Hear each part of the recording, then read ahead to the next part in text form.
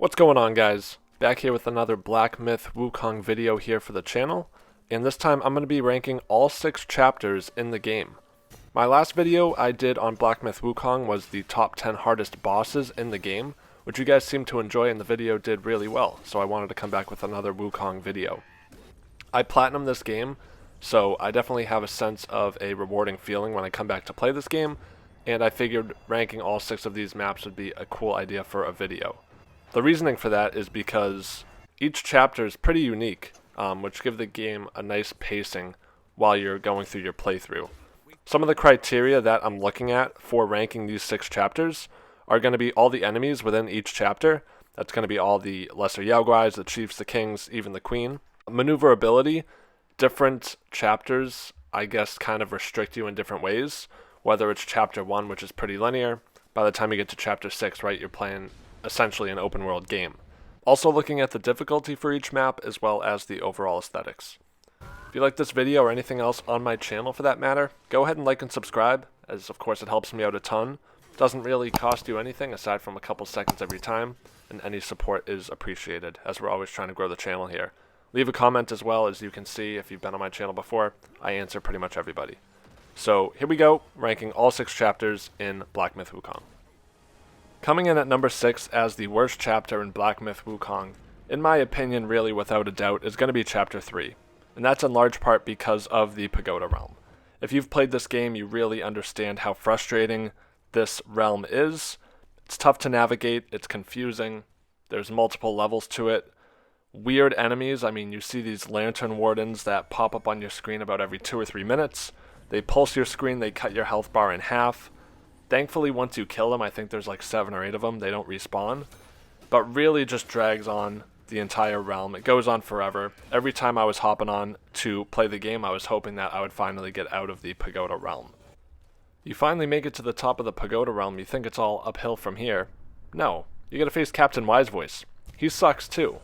Cool design, cool boss arena, but the fight, not too great. Even before you get to the Pagoda Realm, the first boss that you face in Chapter 3 is Kang Jinlong, and it's extremely unfortunate that it takes place right after the Yellow Wind Sage, which is the final boss in Chapter 2. So 2 pretty significantly difficult boss fights. The thing with Kang Jinlong and the problem that I have is that when you lock on to your enemies in this game, it's a lot easier to fight, but with Kang Jinlong, easily the worst camera lock-on feature that this game has, just because I guess it's a dragon that flies around. But it almost makes your boss fight harder if you're locked onto Kang Jinlong. Aside from Kang Jinlong and the Pagoda Realm, Chapter 3 takes place for the most part in the snowy realm, which, let's be honest, no one likes snow levels in any video game. I'm a fan of the God of War series, so Midgard's cool, but for some reason in Black Myth Wukong, it doesn't work for me. You see these Yao Guais that have like this acoustic guitar looking weapon. I would just run past them half the time because I didn't want to deal with them. And finally, for Chapter 3, the final boss, Yellowbrow.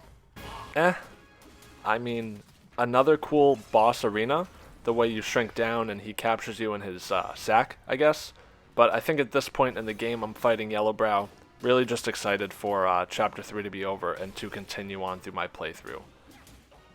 Up next on my list is going to be Chapter 6, which is really just considered the endgame of Black Myth Wukong. Definitely the most unique chapter in the game, as I've kind of already alluded to. There is a lot of open world aspects to it. There's 4 mandatory bosses that you'll have to kill in Chapter 6, and you can kind of go about it any way that you want to, which is pretty unique to how you've been trained for the 50 hours of the game that you've played at this point. So, can be a little bit confusing, but nothing too crazy that anybody can't figure out. One of the 4 mandatory bosses in Chapter 6 is the Emerald Armed Mantis. If you watched my last video on the top 10 most difficult bosses in the game, this mantis made the list, not in a respectable way. Probably my least favorite boss fight in the entire game. He's just wicked aggressive, and it was really frustrating to come across this at this point in the game for me. So I feel like I have to mention that.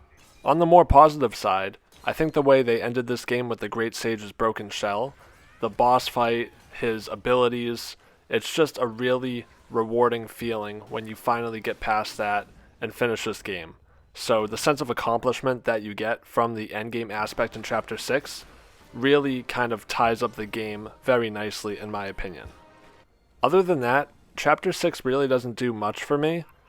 Going into the open world aspect, the way you navigate is flying around on a cloud, which was really cool and unique to unlock. You can only use the ability in Chapter 6 though, so it's exclusive to the world here, but gave it a little bit more of an enhancement, I would say. Moving on to number 4 on the list, we're going to Chapter 5, which is one of the shorter chapters in the game aside from Chapter 1. Right off the bat, big fan of the fiery, burnt approach that the map offers. A lot of lava, a lot of gray, rocky feel to it, which I think is really cool. The map really is just one map with 2 levels. Then you also get the secret world that has the golden-eyed beast, which, in my opinion, one of the top 3 boss fights in the entire game. It's a fair fight, it's a hard fight, and I've said it already with a lot of things in this game, very rewarding. Beyond the golden-eyed beast, there are some weird bosses in Chapter 5. I'll start with the element carts. I think there's 5 or 6 of them, and they essentially all do the same thing, but they just get harder as you continue through Chapter 5 and fight all the different ones. They don't really do much. They're pretty... I just don't know what they're there for. You get this weird fast as wind dude, this fast head that spins around and is really creepy, to be honest. You have bottom takes top, another kind of dual boss fight that is just 2 guys rolling around in a ball covered in a spike. The chapter itself, maybe due to the shortness of it, in my opinion isn't difficult at all. It has a nice pacing to it, again because it is quick. The final boss could be considered a 2-part boss fight, Red Boy and the Yaksha King. I completed it on the first try. Don't think there was any other boss in the game, at least for the final boss for a chapter where I did that, but again, not difficult at all as far as the entire chapter is concerned either. There's one part when you get out of the lower level of the cave, we'll call it, and back onto the main level of the map, and you have to run around the outside and dodge a steel spiked ball. I don't have it clipped. If you've played this chapter, you understand what I'm talking about. Honestly, that was one of the more confusing and harder kind of puzzle things that Chapter 5 had to offer. Overall, my thoughts on Chapter 5 I would consider generally neutral. There's good fights, there's bad fights. It's a short chapter, it's easy, but the world itself is actually one of the cooler ones. Cracking the top 3 for my list here is going to be Chapter 1, which I generally consider as the introduction to the game. This was my first game with the playstyle where you discover the world, you manage your health, you fight enemies, then a boss, find your checkpoint, and then repeat that process. I didn't know how to play this game truly until the White-Clad Noble, which is a boss that's about 2 hours into the game, so a decent part after you learn all the controls, learn how to use your spells, and so on. The boss, the White-Clad Noble, almost made me quit the game. It took me multiple sessions over the course of 3 days to defeat the White-Clad Noble. I knew this game was long, and I'm thinking to myself, if I can't defeat him 2 hours into Chapter 1, I'm in for a long ride. Well, it's a pretty good reality check due to the fact that you only have one spell at this point. You're not leveled up in any regards. It made my top 10 list of the hardest bosses for those reasons. I think if you take away the White-Clad Noble from Chapter 1, this is going to be the easiest chapter in the game.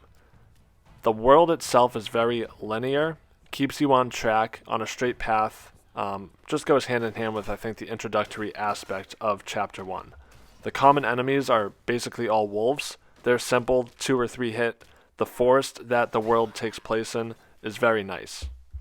The final boss for Chapter 1, the Black Bear Gwai, is the perfect final boss in my opinion, as it gives you a nice introductory to the elements that you're going to encounter throughout the game.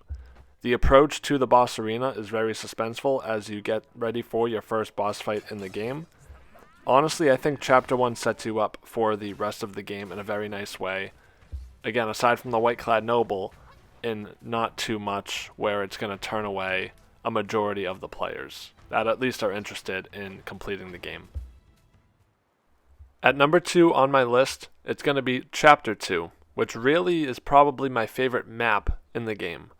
The reasoning for that is it's pretty simple. There's no layers to this map where the Pagoda Realm, there's multiple layers. It can definitely get confusing, kind of trying to figure out where you are. So with the map being just one layer, aside from the secret world where you fight the beetle, I think it helps it feel very connected. On the same topic, everything's laid out where you know where it is. The fights that you'll find throughout the map are extremely enjoyable and I think well balanced. The Yellow Rock desert theme that Chapter 2 has going on is fantastic. It's really one of the only times you'll play under like a high noon sun throughout the game. It opens up for some more exploration after Chapter 1. How I explained that one's more linear, but Chapter 2 definitely opens up a little bit and gives the player the chance to explore at their own pace. With that being said, it is a bigger map, but I don't think it feels too big or overwhelming because of the fact that, like I said, there's only really one layer to it. As far as enemies are concerned, there are some great ones here in Chapter 2. You get the Black Long as part of the 4 Long side quests. The Tiger Vanguard, a lot of people have that up there on their hardest bosses in the game. It is very aggressive and fast-paced. My personal favorite, the Yellow Wind Sage, the final boss for Chapter 2. Extremely difficult boss fight at this point in the game, and it really introduced me to the fact that there's 4 different vessels in the game. The Yellow Wind Sage fight is significantly easier if you go out of your way, complete some side stuff, and secure the wind vessel. Chapter 2 keeps players engaged in the game and really gives you all the necessary tools that you need to complete the game. The best chapter in Black Myth Wukong in my opinion is going to be Chapter 4, which I think I knew before I even went on to finish Chapters 5 and 6 in my first playthrough. It's that good. The map is very eerie, the webbed hollow. I didn't think that I was going to like it at first, but once you kind of get in there, the complexity of it seems to work for whatever reason. You face all these spider enemies, you crack open all these spider eggs. They tie in with the theme of Chapter 4, with Jubagia, the Spider Queens. You even go on to fight Jubagia, which I think the whole story behind the 2 of them leads to the best cutscene and song in between chapters throughout the entire game. Chapter 4 does the best job incorporating the journey of the West into the game itself, which is really the whole point of Wukong's journey. He comes into Chapter 4, stumbles across this love triangle that I just mentioned, and even a family conflict. The final boss for Chapter 4, the 100-Eyed Taoist Master, he's actually the father of the Spider Queens, so by the time you finish Chapter 4, it all comes together and makes sense.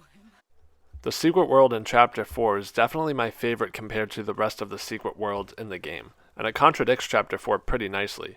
It's not eerie, it actually has a bright rainbow sherbet feel to it, but it's also very difficult. One of the optional boss fights that you have here is the Scorpion Lord. I almost skipped him entirely. He's extremely aggressive, but as with most things in the game, you see it through, it's going to be well worth your time. Overall, Chapter 4 lands at the #1 spot on my list because I think it's the most complete chapter in the game. It really captures the entire experience of Black Myth Wukong more than any other chapter. Again, if you guys like the video, please feel free to like, subscribe, comment below as it always helps supporting the channel. We'll see you in the next one.